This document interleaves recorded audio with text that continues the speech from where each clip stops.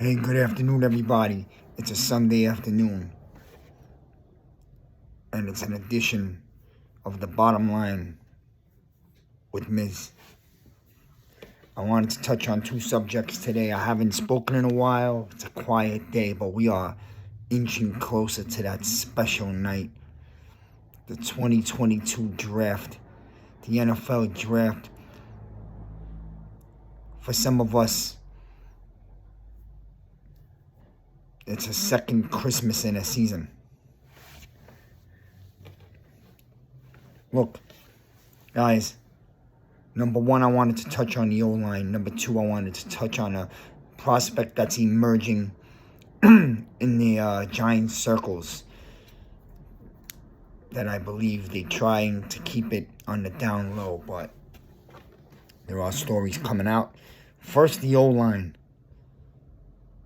Real quick, I've spoken about the O-line so many times in the last 2 years, but it never hurts to put it out there again.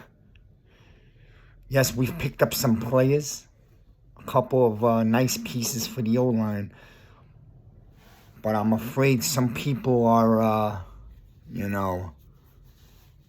some people out there starting to think that we have put together some type of starting O-line. Don't be fooled.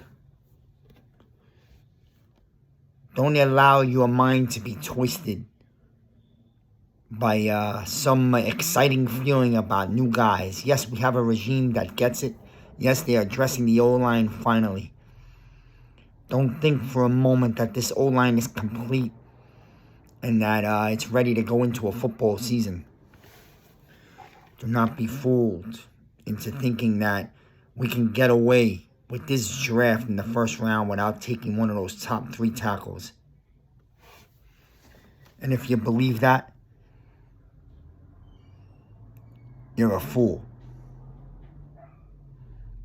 The Giants have the 5th pick, and if they're not trading out of it, once again, I'll tell you this again. I'll hammer this nail into your head. You go get Neal, Ehlinger, Cross, whichever one's there. Obviously, the top 2, and a lot of people are starting to pin Neal to the Giants. Hey, you know what? A month ago, I never thought this kid could get out of the top 2, but with the edge rushers that have emerged at the top, with Hutchinson, Thibbs, and now a lot of people having Walker climbing up the boards,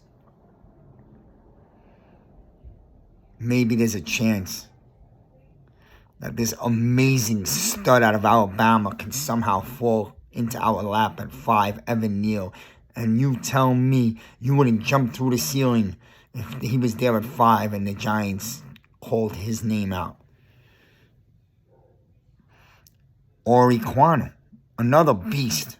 I mean, a man's, the size of his body just captures your eyes. And the stud can ball. So, you gotta take one of these guys at 5. If they're gone, and it looks like right now one of them will be there, but if they're gone, Cross, another guy that fits the bill. Stud tackle, athletic, amazing legs. Look, don't play around. Don't gamble. We've done that in the past, okay? We saw where it got us last year. Go get one of these tackles at 5. And then Joe Shane and Darnold, Wink. They can go do whatever the hell they want to do the rest of this draft. This fan base will be with them. Just go get us this tackle. And let's really start to solidify what could be a really strong offensive line. Finally, something that we have not been able to obtain in the last 8 years. You know what I mean? Give medicine to this sickness. And let's get this O-line healthy and really strong.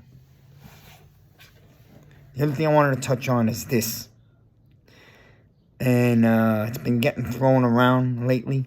And I got to give the credit to one of my friends, Chris Bucco, who also has been, touching on this guy for the Giants. And now you got a couple of guys in the circle like Renan. All right? It's been on the radio a little today in New York. It seems on the DL that the New York Giants, Joe Shane, Dobble, these guys like Sam Howell. Sam Howell, okay? 6'1", 225-pound quarterback out of North Carolina. A year and a half ago was projected to be the best quarterback in this draft. Okay? He lost some players. Some things happened in North Carolina that are beyond his hands. But you know what? I went back and I studied the tape here today. And I looked at some film and highlights. This guy's got a big-time frame. A very strong arm. And I love the pocket passer that can roll out and is extremely accurate on the run.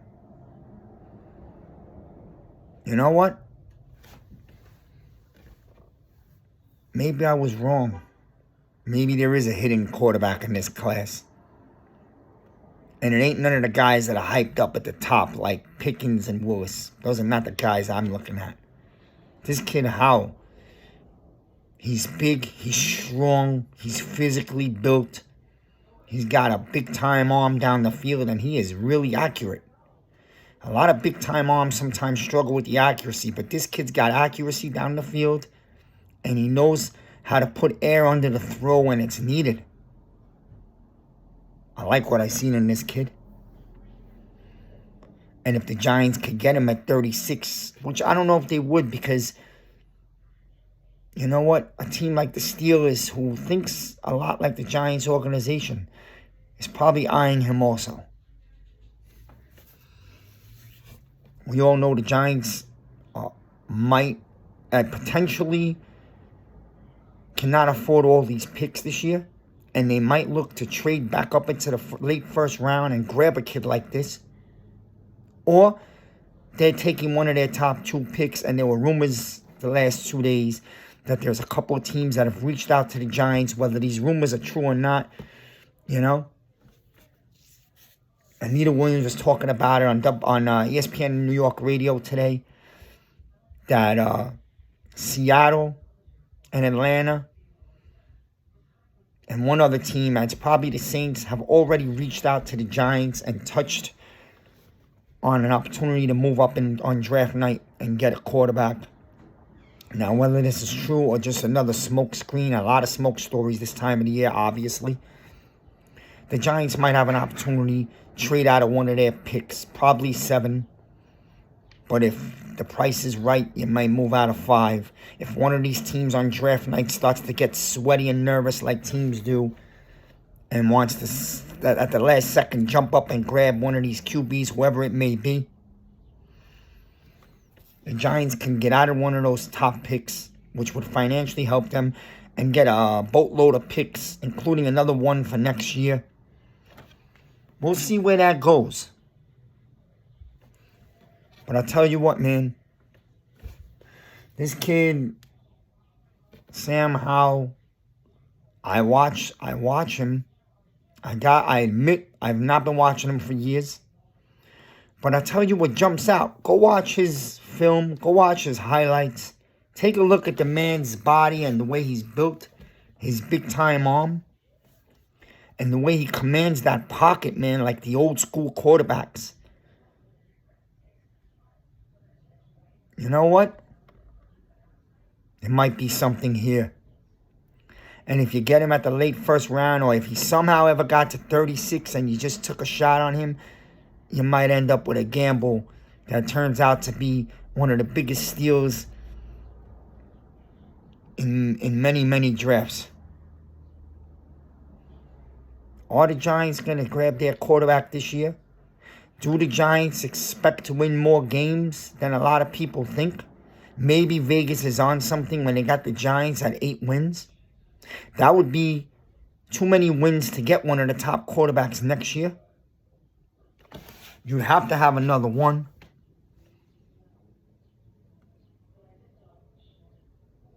A lot of people, we believe in this regime that came over from Buffalo. They seem to have a clue. Hey, go take a look at this kid, man. Because when I looked at all the quarterbacks in this draft, I didn't look at this guy. I did not like these quarterbacks in this draft, as you all know. I've made it known. But you know what? I like this kid. I like the way he looks. I like the way he plays. I like his arm. I love how he commands the pocket. I love that he's a big frame that can take a hit. I mean, this is 225 pounds of meat. I gotta tell you, man. You guys know I criticize QBs deeply. And I look at the position.